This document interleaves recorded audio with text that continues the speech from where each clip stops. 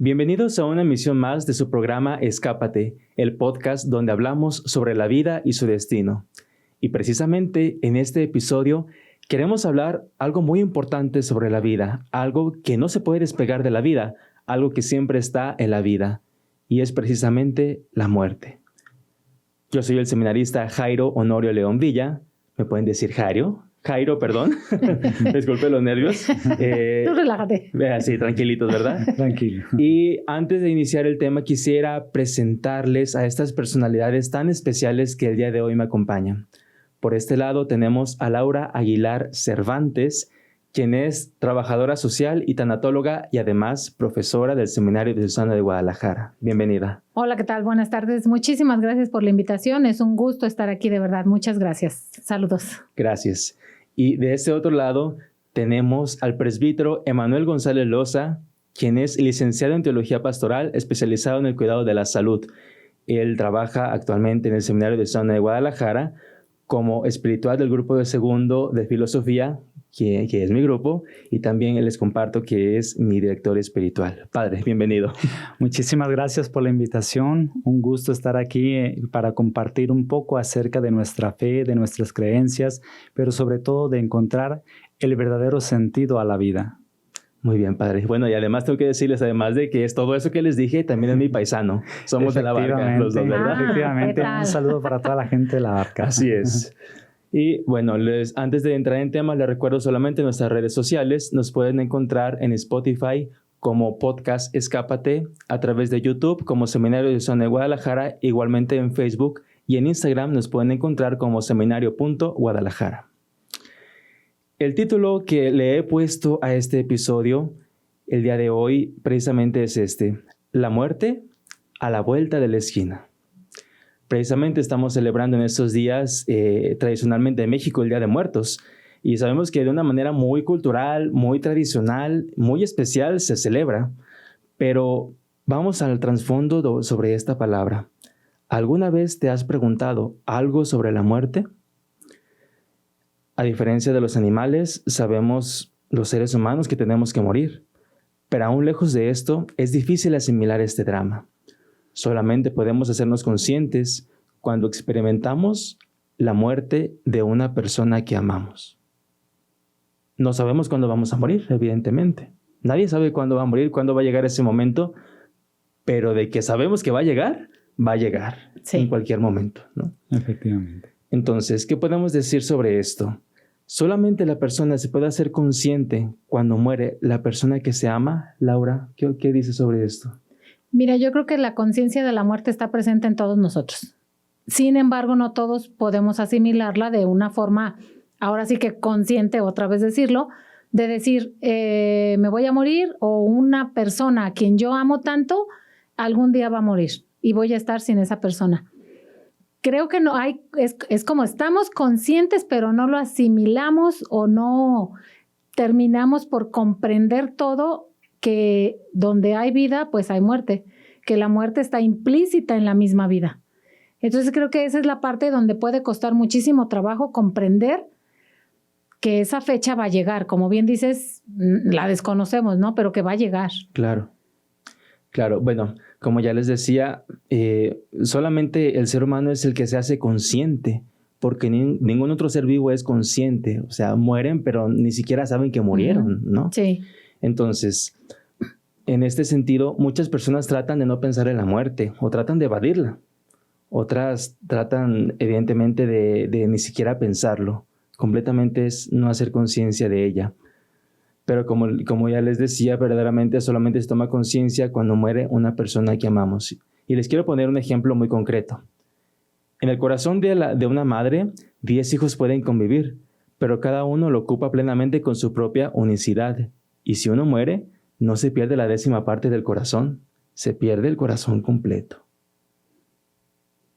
Entonces, en este mismo sentido, ahora, Padre, ¿cómo usted desde su experiencia, cómo ha visto en este sentido como la muerte en sí?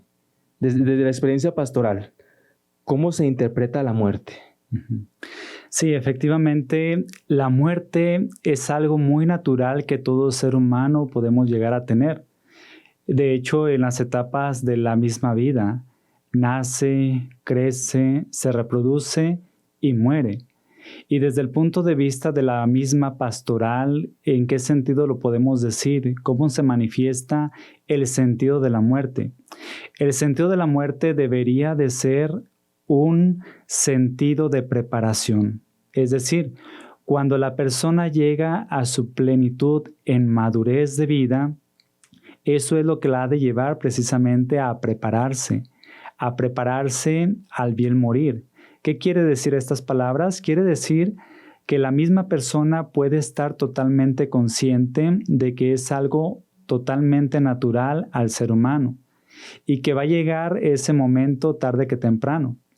Algunas personas, como hemos experimentado desde nuestra vida familiar, comunitaria, eclesial, en diferentes ámbitos de la misma vida, podemos llegar a descubrir de que la muerte llega a pequeños, a niños, adolescentes, a jóvenes, a personas ya mayores, adultos, ancianos, en fin. Claro. Y todo eso es precisamente una preparación de nuestra madurez. Pero hay algo también muy interesante que podemos llegar a descubrir. La muerte es un misterio. Es un misterio, ¿por qué? Porque es algo que no lo podemos entender fácilmente. Es algo que tenemos miedo a enfrentar. Es una realidad a la cual queremos evadir. Sin embargo, eso nos va a ayudar para encontrar el verdadero sentido de nuestra vida, que viene siendo el sentido propiamente de nuestra muerte. Ok. Bueno, entonces yo lo veo así en ese sentido. Vamos viendo la persona que tiene que tener una preparación. Pero en otro sentido, y es del que hablaba al inicio, es que solamente la persona se hace consciente de la muerte cuando muere la persona que se ama. Y así lo dice este filósofo existencialista Gabriel Marcel. Dice así: lo que cuenta no es mi muerte ni la suya, sino la muerte de aquellos a quienes amamos. Entonces, concretamente estamos hablando aquí psicológicamente de que esa experiencia que se vive es precisamente el duelo. ¿Qué podemos decir del duelo? Mira, toda pérdida ocasiona un duelo. Okay. Todo lo que yo pierda me va a ocasionar en mi vida un duelo. Cuando hablamos de la muerte, pues por supuesto es un duelo que tiene diferentes etapas, ¿no? Que ya hablaremos en algún momento de las etapas del duelo, ¿no? O más adelante o como sea. Pero cuando se tiene un duelo es porque se tiene una pérdida, y aquí es cómo asimilo yo que tengo un duelo porque ha fallecido, hablando de muerte, porque ha fallecido alguien a quien yo amo, como lo mencionabas, ¿no? Uh-huh. ¿De qué forma es como puedo yo asimilar en mi vida, en mi mente, que ahora cambia a raíz de que murió alguien a quien yo amo y que de la cual puede ser no estaba preparada? Porque pudo ser una muerte repentina, puede ser por una enfermedad que llegó y súbitamente se lo llevó, ahora con la pandemia, ¿no? Que de repente... Sí, claro. Puede llegar la muerte. Uh-huh. Entonces, ese duelo que ocasiona en mí es hacia dónde yo dirijo ese duelo. O la pregunta también, ¿no puede el duelo tener un sentido en mi vida? Pues sí lo puede tener, pero siempre y cuando se encauce el duelo de una manera adecuada. Okay. Porque hay muchas maneras de encauzar el duelo. Cuando yo lo encauzo de una manera adecuada, es entonces que yo voy a poder tener en un momento dado un sentido a esta pérdida. Mientras yo no encauce el duelo bien, yo no voy a tener sentido a mi pérdida. Y entonces todo va a parecer como que lo estoy perdiendo todo, incluso mi propia vida. Cuando se pierde algo porque hay duelo, pues porque se perdió algo y es la muerte, entonces es como si a la vez tuviéramos otras muertes cercas, ¿no? Porque sentimos que ya he muerto yo, que muere también la familia porque no hay la misma relación, que muere la pareja porque cuando muere el hijo no hay la misma relación, etcétera, etcétera. Entonces como que se acumulan varias pérdidas, pero es porque yo no lo encauzo, por el duelo que ha ocasionado en mí, no lo encauzo de una manera correcta, y eso me puede llegar a tener más pérdidas todavía, uh-huh. ¿no? Y se puede dar el caso de, por ejemplo, muere el hijo y tantas parejas que hay que salta la incidencia de divorcios que hay después por la muerte del hijo, ¿no? Claro, Porque no se encauzó el dolor adecuadamente. Entonces siempre el duelo va a ocasionar muchos cambios en mí, pero lo importante es saber encauzarlo. Okay. O sea, darle un sentido efectivamente a la pérdida, que eso es lo que cuesta a veces mucho trabajo, ¿no? Muy bien. Sí, en este caso, de igual manera, la misma persona necesita de llegar a descubrirse en sí mismo, es decir, tener un conocimiento de sí misma de la persona. Uno se va conociendo cuáles son sus emociones, cuáles son sus sentimientos, y ante la pérdida de un ser querido, claro de que uno mismo se pone delante como si estuviese de frente de a un espejo, porque es ahí donde nosotros mismos descubrimos que esta pérdida fue la que nos está ocasionando pues un proceso que necesitamos de llegar a superar, este duelo. Cada persona va caminando de acuerdo también a las posibilidades de cómo se va conociendo ante esta pérdida del ser querido. Por ejemplo, cuando un padre de familia, una madre de familia pierde a uno de sus hijos tan queridos, ciertamente ese duelo puede durar mucho tiempo. Para unas personas dura 2 años, 3 años, tiempo indefinido. Pero cuando no se trabaja, sobre todo ese duelo, cuando no se pone a superarse delante de esta pérdida del ser querido, ciertamente ya se somatiza, ya vienen otras consecuencias, como es la depresión, como es el desánimo, como es la misma desesperación, la pérdida de la confianza hacia los demás, el encierro de uno mismo en una habitación, el querer nada más estar recordando a aquella persona, que en cierto punto no es malo el recordar a la persona que ha fallecido, pero simplemente tratar de ubicar cuáles son esas emociones, cuáles son esos sentimientos que se producen y que se suscitan frecuentemente en nosotros delante de la pérdida de ese ser querido. Ok. Bueno, ahora viendo esto, yo quisiera preguntarles, no sé si se pueden complementar entre los dos, porque puede ser una parte muy psicológica, otra parte como muy espiritual, pero ¿cuál sería entonces el proceso del duelo y hasta dónde puedo decir, bueno, hasta aquí ya pasé la parte del duelo y ahora, bueno, a seguir adelante con mi vida? Bueno, es que hay que mencionar, creo que es importante mencionar, por ejemplo, las etapas que hay del duelo, ¿no? Ok. Que ciertamente hay varios autores que mencionan algunos 5 etapas, algunos 3 etapas, algunos 4 etapas, es diferente, pero a fin de términos concluyen, como quien dice, englobadas en lo mismo, ¿no? Okay. Cuando uno tiene estas etapas del duelo que no se dan en el mismo orden para cada persona, porque una característica que tiene el duelo es que es muy personal, muy personal. Okay. Nadie lo va a vivir de la misma manera, ni en la misma intensidad, porque ahí ya dependen otros factores. Pero, por ejemplo, hablando al inicio, que es, por ejemplo, la negación, o sea, no es cierto lo que está pasando, no es cierto que se murió, o sea, se niega la persona, ¿no? Eso le ocasiona que después entonces le dé mucha ira, o sea, coraje con todo mundo, ¿no? Le da muchísimo coraje. Y luego también puede venir también la depresión, como ya lo mencionaba el padre. Viene otra etapa que es la negociación, o sea, yo tengo que hacer un intercambio, ya sea con Dios o con la vida o con el universo o con lo que sea, a fin de que yo sentirme bien y lograr asimilar esa pérdida. Y luego viene algo que se llama como aceptación. Ahí en esta aceptación es cuando ya de alguna manera uno se reincorpora a las actividades, a la vida, por decirlo, cotidiana, pero la persona está consciente de que ya hubo una pérdida, de que ya se trabajó y que de alguna manera ahora la vida cambia y a seguir o a continuar, ¿no? Así como en la vida.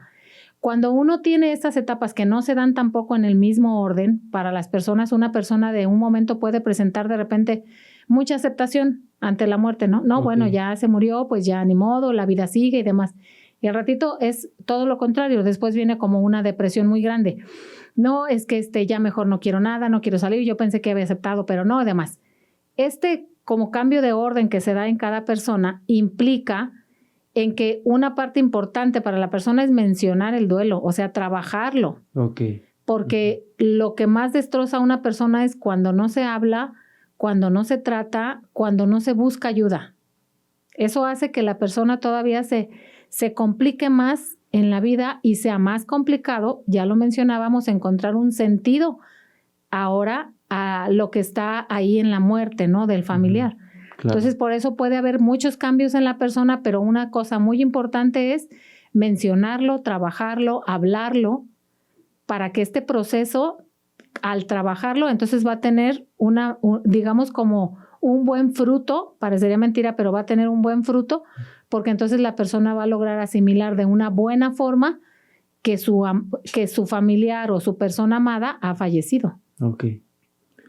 En este caso, padre, es de una forma espiritual. Bueno, eso tengo entendido porque muchas veces me lo dijeron dentro del catecismo y dentro de algunas clases también, ¿no?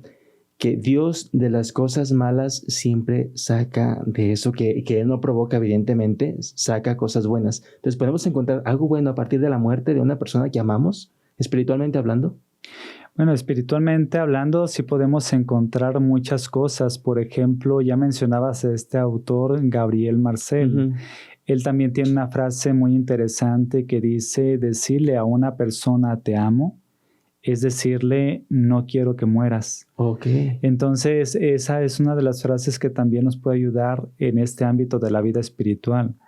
¿Qué podemos hacer? Podemos precisamente valorar a la persona que tenemos de frente, a la persona con la cual convivimos todos los días, a la persona con la cual nos relacionamos mutuamente en el trabajo, en la escuela, en tantísimas actividades y ocupaciones que podemos tener en la vida. ¿Y qué es lo que pasa? ¿Qué es lo que sucede? Frecuentemente acontecen este tipo de acontecimientos, vamos diciéndolo, ¿no? Sí, ¿verdad? Sí. De esa forma. ¿En qué sentido? En el sentido de que la persona que convivió con este ser amado, con este ser querido, con este ser muy especial para la otra persona, resulta ser de que puede verlo dentro de la casa, tiene como un recuerdo muy especial de la persona. Y claro está de que pues a lo mejor va a escuchar que pasos en la casa, que el mismo olor de la persona, si le gustaba utilizar alguna loción, pues va a experimentar la loción. Si le gustaba, por ejemplo, a esa persona el fumar, pues va a experimentar también el olor de fumar. La misma persona, claro que se comprende y que se entiende que fue alguien muy especial para ella. ¿Y qué es lo que sucede? ¿Qué es lo que pasa? De que la misma persona pues va a imaginar que lo está viendo. ¿Y por qué?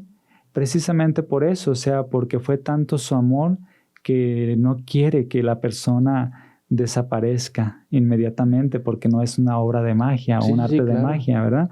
Es algo que ciertamente va a durar tiempo para la persona en la forma de superarlo, en la forma de asimilarlo, en la forma de aceptarlo, de trabajarlo y sobre todo de experimentar. Ahora la persona ya no está conmigo. ¿Qué es lo que yo puedo hacer? ¿Cómo puedo reaccionar? ¿Cómo puedo llevar a cabo este proceso de duelo? Pues acostumbrarse no a vivir así de esa forma, de desprenderse de la persona. Simplemente el acostumbrarse, una vez que nos acostumbramos a estar con la persona, también es interesante llegar a descubrir de qué manera puedo continuar con mis actividades, puedo continuar con esta vida, aún ya no estando la persona conmigo. Claro. ¿Podrá repetirme la frase que dijo de Gabriel Marcel? Sí, dice: decirle a una persona te amo es decirle no quiero que mueras. Ok. Oye, qué frase tan, bueno, al menos ahorita en ese momento que siento tan conmovedora, ¿no? Que si ese amor que se siente por la persona hará que nunca muera esa persona. ¿Y qué cosas podemos hacer desde este momento para precisamente expresarles a las personas que amamos que no queremos que mueran, ¿no? Sí, es que es muy importante, o sea, esa frase lo dice todo, ¿no? Lo importante que es estarle diciendo a la persona constantemente cuánto se ama, ¿no? A la familia, estarle diciendo cuánto se ama, porque va a llegar el momento que no sabemos quién va a partir primero, y si se dijeron estas palabras, entonces, y la persona las reconoce, cuando sucede un hecho de muerte en la familia, pues entonces pueden experimentar cierta tranquilidad, ¿no? Le dije en su momento cuánto le amaba. Claro. Le enseñé lo que es el amor. pudo ver en mí el amor que le tenía. Y eso puede ayudar a la hora de un proceso de duelo, eso puede ayudar mucho, ¿no? Porque se reconocen que existieron estas palabras que se mencionaron y que eso hará que la persona esté tranquila. Se lo dije en su momento, se lo dije en las oportunidades que pudo. Él o ella se fueron sabiendo que yo le amaba y yo sabía que esa persona o mi familiar también sé que me amaba. Entonces, por eso la importancia de estarlo mencionando tanto, como dicen, ¿no? En vida estar mencionando tanto la palabra que es el amor, que es lo que engloba en sí, pues toda la vida. Claro. Bueno, y ahora vámonos viendo desde este sentido, ¿no? Sabemos, ya mencionado, que no sabemos cuándo vayamos a morir. O sea, no Bendito tenemos... sea Dios. Sí, qué bueno, ¿no? Sino como viviríamos, sí. Pero vámonos viendo así, o sea, no sabemos, podemos salir ahorita y no sé, y que me da un resbalón ahí quedo. O por ejemplo, en los meses pasados que nos agarró el temblor a 3 de la mañana, estábamos todos dormidos y nosotros allá en el edificio arriba que se movía horrible, no, o sea sí. Puede pasar en cualquier momento, no sabemos ni el día ni la hora. Sí. Pero vámonos viendo ahora en este sentido y quiero ahora que sea un ejemplo concreto, ¿no? Podemos preparar este momento. Por ejemplo, vamos a poniéndolo así. Una persona que tiene una enfermedad, no sé, un tumor, un cáncer terminal, esta persona tiene o tendrá algún proceso para poder prepararse, y no solamente la persona, sino también, por ejemplo, los familiares o las personas que los cuidan o las personas que las aman, ¿no? ¿Hay un proceso o tendrá alguna preparación para cuando ese momento llegue? Mira, yo digo que siempre cuando hay un diagnóstico de una enfermedad terminal, es regalo que Dios da. Okay. Es regalo definitivo. ¿Por qué? Porque existe la oportunidad en ese regalo de que se reconcilien las cosas, de que se hablen, de que se mencionen cosas que había pendientes o por decir. Y eso lleva a una asimilación de una aceptación de muerte. Siempre y cuando la persona sea consciente o ya, digamos, el diagnóstico fue evidente, ¿no? O sea, es muerte casi inminente, ¿no? Claro. Que a fin de cuentas sabemos cuándo es Dios el que dice ya o el momento, ¿no? Pero cuando existe todo eso, yo lo llamo como una oportunidad de convivencia, aunque no es en las mejores situaciones, ¿no? O en los lugares óptimos, pero es una oportunidad de convivencia, es una oportunidad que se debe de sacar provecho para decir y hablar todo aquello que haya pendiente, para que cuando sea el desenlace, entonces las personas puedan estar más tranquilas diciendo, se habló lo que se tenía que hablar, se dijo lo que se tenía que decir y no quedaron cosas pendientes por decir. Eso hace que la persona, tanto el enfermo como el familiar o como los familiares, tengan una aceptación cuando llega ya en sí la muerte, ¿no? Uh-huh. Pero eso es una parte súper importante, es un tiempo. Y incluso yo diría hasta como de gracia que Dios da para que se hablen y se mencionen tantas cosas que pudieron no haberse mencionado anteriormente. Esto es cuando hay la oportunidad, como el caso que mencionas, en una enfermedad. Uh-huh. Es un tiempo que se debería de aprovechar para bien, para lograr una despedida como tal y decir gracias por lo vivido. Okay. Creo que es un tiempo de una oportunidad. Muy bien. Ahora, padre, desde este sentido, usted que es especialista en teología pastoral, en el cuidado de los enfermos, ¿qué trascendencia tiene esto? Sí, esto tiene muchísima trascendencia. ¿Por qué? Primeramente, porque las mismas familias, cuando tienen a un enfermo dentro de su casa, dentro de alguna habitación, las familias tienen un pensamiento muy diferente al pensamiento de un enfermo. En este caso, inclusive las mismas familias quieren y piensan el no decirle la enfermedad que ya sabe el enfermo qué es lo que tiene. Okay. Uh-huh. Entonces eso también puede ser como una barrera. Evitar que la familia le diga al enfermo qué es lo que está pasando, qué es lo que está sucediendo, cuánto tiempo le queda. Entonces, desde el punto de vista de la cuestión sanitaria o pastoral de la salud, sí es recomendable precisamente que el enfermo primero descubra a través de estos medios y herramientas de la técnica, de la ciencia, con una certeza y con una claridad. Y además es un derecho del enfermo saber de qué está enfermo, o sea, cuánto tiempo le queda de vida, uh-huh. Si se tratara de alguna enfermedad ya crónica, avanzada o grave. Y también es algo muy característico de parte del enfermo, que el enfermo se va preparando, tanto psicológicamente en esta aceptación incondicional, pero también se va preparando espiritualmente. Y esto es algo que no logra descubrir la misma familia, porque a veces la familia está más triste que el enfermo. El enfermo en esa lucha, en esa misma enfermedad, trata él de tener ánimo, trata de motivar a la misma familia, da ese testimonio, en fin.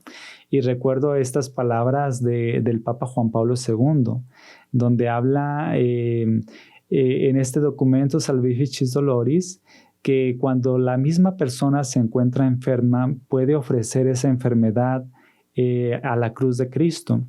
Y es el Señor Jesús quien la toma esta enfermedad, pero es el enfermo el que se asemeja prácticamente a esta pasión de nuestro Señor, que lo va a llevar a una pasión, a una muerte, pero no solamente va a llegar a la muerte, sino lo que hay de esperanza, una vida de resurrección. Es decir, la persona ciertamente pues vamos a morir en su totalidad, sí, claro. Pero no se trata solamente de una muerte terrena, simplemente se trata de que esa muerte terrena nos va a preparar hacia una vida, es una vida eterna, donde vamos a descubrir el sentido de nuestra existencia, el sentido de nuestra vida. Claro. Bueno, ahorita con lo que expusieron me surgió una duda y espero no salirme del tema, pero creo que sí es muy interesante, ¿no?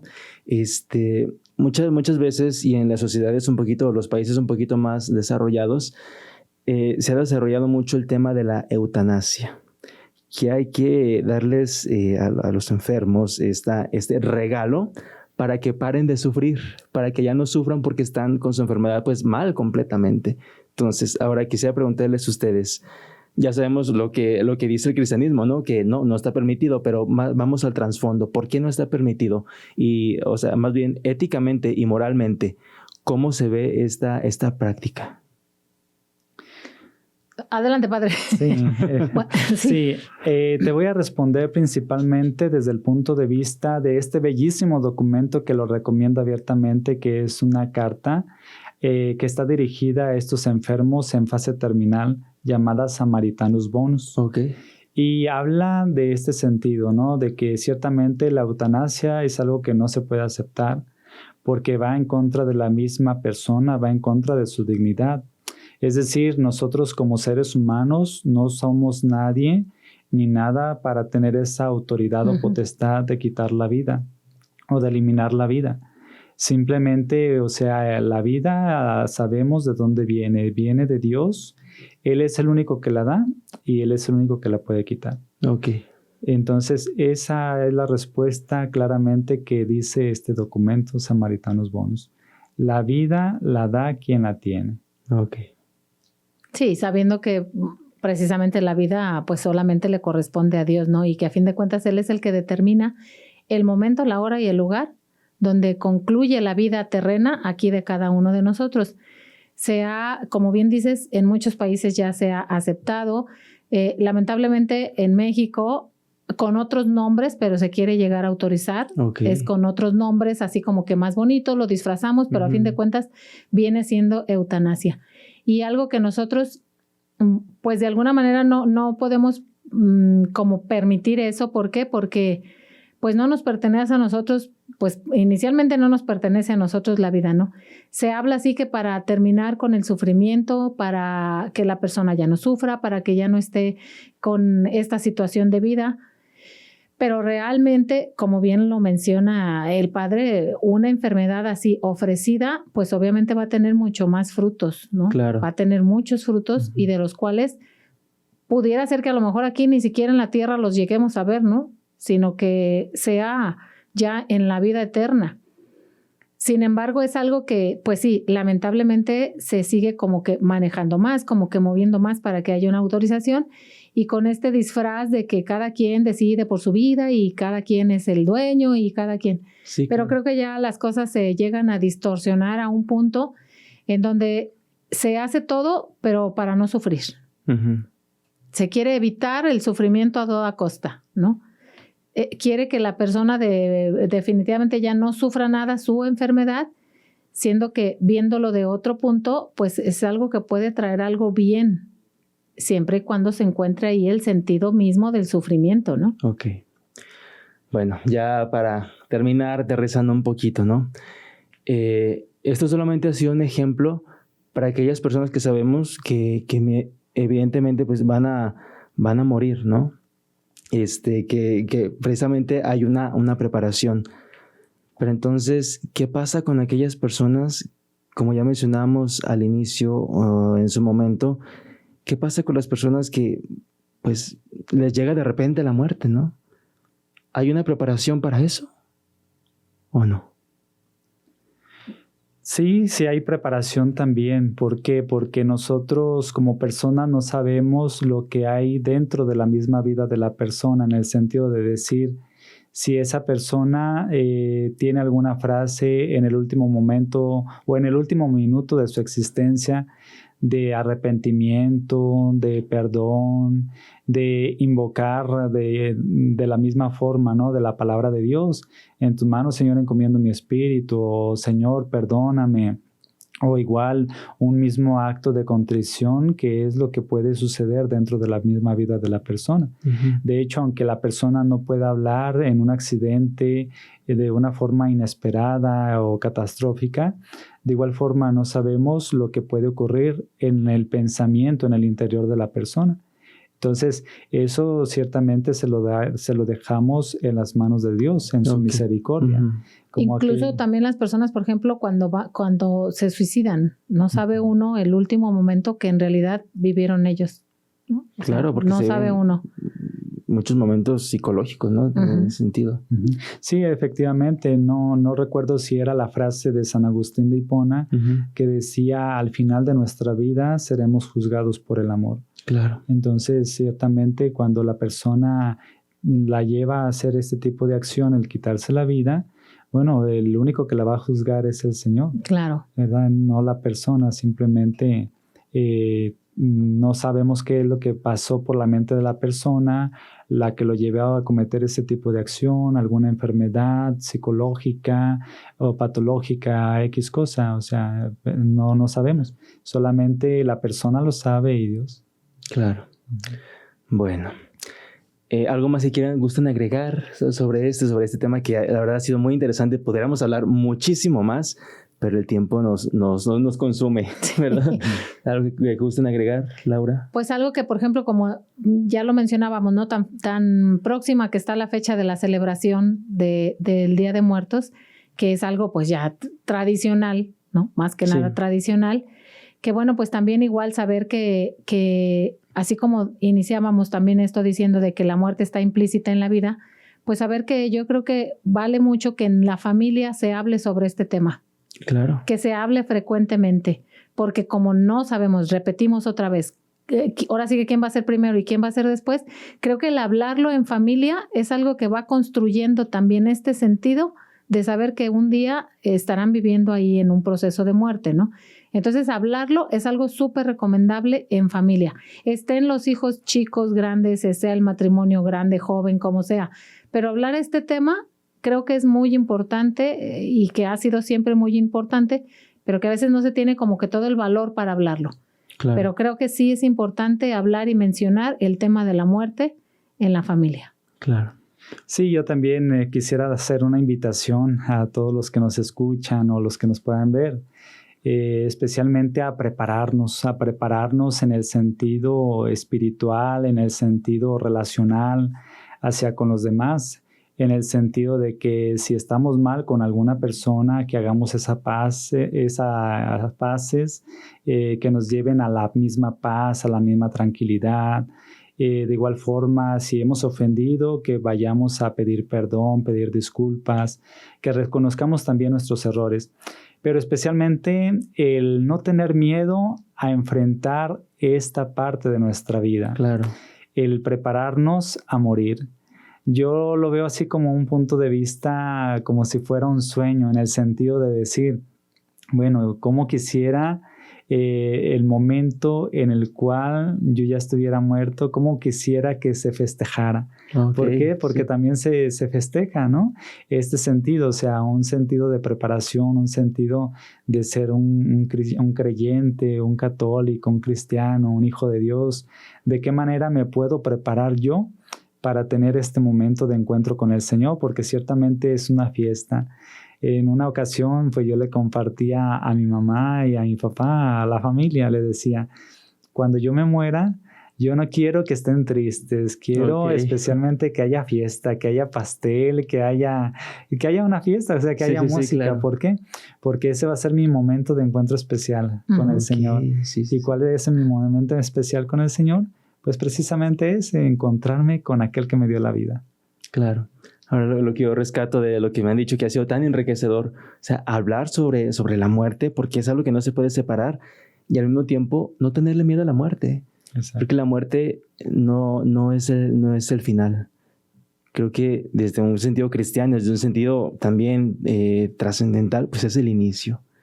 Es el inicio, claro, de una vida feliz, de una vida eterna, de una vida al lado de Dios, ¿verdad? Exacto. Y bueno, para terminar, quisiera solamente lanzar estas preguntas al público para interpelarlos un poquito, ¿verdad? Ya el tema, como hemos dicho, el título de este episodio es La muerte a la vuelta de la esquina. No sabemos cuándo vaya a pasar la muerte. Entonces, yo les pregunto esto. ¿Estamos preparados para morir? O más aún, ¿estamos preparados para la muerte de la persona que más amamos? Les agradezco mucho que hayan participado en este episodio, que la verdad ha sido tan enriquecedor que podíamos hablar tantísimo más, pero el tiempo de verdad nos consume. Gracias, Laura, por aceptar esta invitación. Muchísimas gracias por la invitación, de verdad. Muchas gracias. Gracias, Padre, por acompañarnos. Muchas gracias. Padre. Es un placer para mí estar compartiendo con ustedes un poquito de lo que hemos recibido de parte del Señor. Muchas gracias. Yo soy Jairo León y fue un gusto compartir con ustedes. Esto es Escápate.